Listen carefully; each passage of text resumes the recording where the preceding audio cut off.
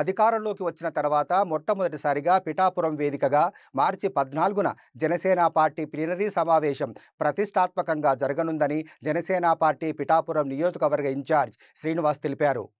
పిఠాపురంలో ఆయన మాట్లాడుతూ చిత్రాడ సమీపంలో గల ఎస్బీ వెంచర్లో జనసేన పార్టీ ప్లీనరీ సమావేశం జరగనున్నదని, ఈ ప్లీనరీ సమావేశానికి సంబంధించి త్వరలో మంత్రి నాదెండ్ల మనోహర్, ఎమ్మెల్సీ హరిప్రసాద్ అధ్యక్షతన సమావేశం జరగనున్నదని ఆయన తెలియజేశారు. అధికారంలోకి వచ్చిన తర్వాత ప్లీనరీ పిఠాపురంలో జరగాలని జనసేన పార్టీ అధ్యక్షులు రాష్ట్ర ఉప ముఖ్యమంత్రి పవన్ కళ్యాణ్ గారు నిర్ణయించారు. అది మార్చి 14వ తారీఖున జరగబోతుంది.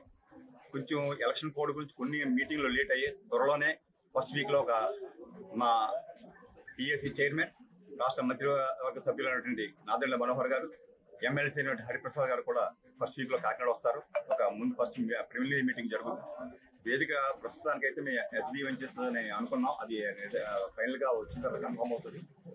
దాని 1వ తారీఖు ఫస్ట్ వీక్లో జరిగే మీటింగ్లో దీనికి సంబంధించిన కార్యక్రమం అంతా కూడా రూపొందించబడుతుంది. ఆ కార్యక్రమం ఫైనల్ చేయాలని కూడా మీకు తెలియదు.